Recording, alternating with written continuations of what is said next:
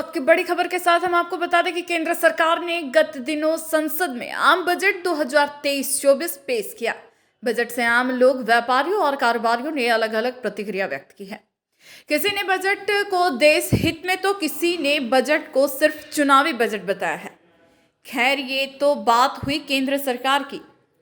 अब बात करते हैं राज्य सरकार के बारे में। आगामी 10 फरवरी को राजस्थान विधानसभा का बजट पेश किया जाना है। इसे देखते व्यापारी वर्ग को राज्य सरकार से कई उम्मीदें हैं। इसी संदर्भ में all India tent decorators welfare association के अध्यक्ष डॉक्टर रवि जुंदल का क्या कहना है, आप भी सुनिए। केंद्र सरकार का जो बजट पेश हुआ, उस बजट से हम टेंट व्यवसायी निराश हैं। 24 नवंबर को केंद्रीय वित्त मंत्री निर्मला सीतारमण जी से हमारी वर्चुअल मीटिंग हुई थी। उसमें हमको आमंत्रित किया था उस वर्चुअल मीटिंग में, और हमारी सुझाव मांगे थे। हमने उनको 5 सुझाव दिए थे कि एक तो बेटी बचाओ, देश पढ़ाओ और बेटी देश बचाओ, इसका नारा केंद्र सरकार देती है। लेकिन जब उसी बेटी की, चाहे वो गरीब हो चाहे अमीर हो, उसकी शादी होती है तो जीएसटी 18% लगता है। हमने उनसे निवेदन किया कि ये जीएसटी बहुत गलत है, हम चाहते हैं कि जीएसटी को 12% किया जाए, लेकिन वर्तमान बजट में ऐसा नहीं। दूसरा, हमने मांग की थी कि पर्वतीय क्षेत्र में जीएसटी 10 लाख तक छूट है, जबकि मैदानी क्षेत्र में 20 लाख तक टर्नओवर तक छूट है। हमने ये कहा था कि जब मैदानी भाग में भी 20 लाख तक है तो पर्वतीय क्षेत्र में भी 20 लाख टर्नओवर किया जाए। ये भी इन्होंने नहीं किया।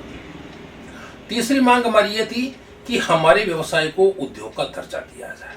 देखिए, कोरोना काल के पहले 1500 से 2000 शादियां विदेशों में होती थी हिंदुस्तान की।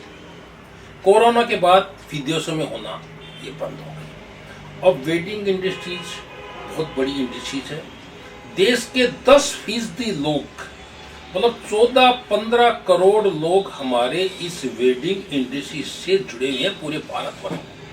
हमने सरकार से मांग की कि हमारे व्यापार को आप उद्योग का दर्जा दें, ताकि हमें सरकारी सुविधाएं मिल सके। हम सरकारी नियमानुसार जमीन खरीद के वहाँ पे हमारे कुछ इंडस्ट्री लगा सकें, और सरकारी सुविधाएं, बिजली की दरें भी हमें निम्न मिले, और बैंक फैसिलिटी, बैंक लोन भी हमको मिल सके।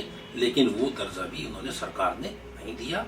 चौथी हमारी मांग ये थी कि जिस प्रकार किसानों को किसान क्रेडिट कार्ड दिया जाता है, उसी प्रकार हम टेंट व्यवसायियों को भी सेवा क्रेडिट कार्ड दिया जाए। क्योंकि अभी 2 साल जो कोरोना काल चले, उस कोरोना काल में हमारे टेंट व्यवसायी बहुत प्रभावित हुए, क्योंकि हमारा आय का जरिया केवल किराए का था। जब बिल्कुल साधन बंद हो गए तो हम घर बैठ गए। न तो केंद्र सरकार ने कोई मदद की और न ही कोई राज्य सरकार ने मदद की। इस मद्देनजर रखते हुए, जिस प्रकार ओलावृष्टि होती है तो किसान क्रेडिट कार्ड का यूज करते हैं, उसी प्रकार यदि वक्त में यदि हमें जरूरत पड़े तो सेवा क्रेडिट कार्ड यदि सरकार जारी करती तो हमें बहुत फायदा मिलता। 5, हमने एक मांग और रखी थी कि पूरे हिंदुस्तान में सरकार टेंट नगर बसाए। इस प्रकार लोहा मंडी बसाती है, सैनिटरी नगर बसाती है, ट्रांसपोर्ट नगर बसाती है, उसी प्रकार टेंट नगर भी बसाए। क्योंकि यदि टेंट नगर बसाएंगे तो एक तो हमारी गोदामों की जो समस्या है, उस गोदामों की समस्या से भी निजात मिलेगा, और वहाँ हम फिक्स पंडाल बना के वहाँ यदि लगा देंगे तो ग्राहक को भी सहूलियत होगी। क्योंकि जब फिक्स पंडाल लगा देंगे तो उसमें खर्चा भी कम आएगा और बार बार लेबर नहीं लगेगी। और शहर के अंदर जो वर्तमान में शादियां हो रही है, आज चाहे जयपुर शहर ले लो या हिंदुस्तान के जो भी मेन सिटी है, वो शहर के अंदर जितने भी शादियां होती हैं उनमें ट्रैफिक जाम की बड़ी स्थिति बनी रहती है। यदि ये टेंट नगर शहर के, तहसीलों के और जिलों में चारों दिशाओं में यदि ये टेंट नगर बसा दिए जाते हैं तो ये ट्रैफिक जाम की स्थिति भी नहीं बनेगी। ये भी हमारी मांग थी, लेकिन ये केंद्र सरकार ने हमारी मांगनी नहीं। और हमने अभी दोबारा जो बजट के बाद मैंने जो बजट प्रतिक्रिया थी, उस बजट प्रतिक्रिया में भी मैंने प्रधानमंत्री नरेंद्र मोदी जी और केंद्रीय वित्त मंत्री निर्मला सीतारमण जी से पुनः आग्रह किया है कि अभी बजट सत्र चल रहा है और इस वेडिंग इंडस्ट्रीज के 14-15 करोड़ लोग हैं, उन पर आप ध्यान रखें। क्योंकि आदमी जीवन में पैसे कमाता है, वो पैसे कमाने के बाद दो ही मद में खर्च करता है, या तो वो मकान बनाने में खर्च करता है या शादी में खर्च करता है, वेडिंग में खर्च करता है। उसका पैसा बाहर से भी निकलता है। आज वेडिंग इंडस्ट्री बहुत बड़ी हो चुकी है, सरकार को इस ओर विशेष ध्यान देना चाहिए। सीकर, चूरू, झुंझुनू, हनुमानगढ़, गंगानगर, बीकानेर और उसके साथ पंजाब और हरियाणा और जम्मू कश्मीर, चंडीगढ़ को जोड़ती है सड़क। सबसे बड़ी समस्या है, यदि बारिश के टाइम पे आप सीकर रोड जो ढेरका बालाजी है, वहाँ पे इतना पानी भरता है, 3-3, 4-4 फुट में रोड पे पानी भर जाता है, पूरे आवागमन बिल्कुल बंद हो जाता है, एम्बुलेंस तक नहीं जाती। कोई यदि बाहर के लोग यदि जयपुर में एंट्री करें, ये जयपुर शहर का नॉर्थ का एंट्रेंस भी है और इस एंट्रेंस में ये गड़बड़ रहती है। सरकार को खूब हमने अवगत करा दिया, लेकिन इसकी समस्या से समाधान नहीं मिला। दूसरी हमारी समस्या, हमारा जो सीकर रोड की जो व्यापारी है, लगभग हम 3-3.5 हजार व्यापारी हैं।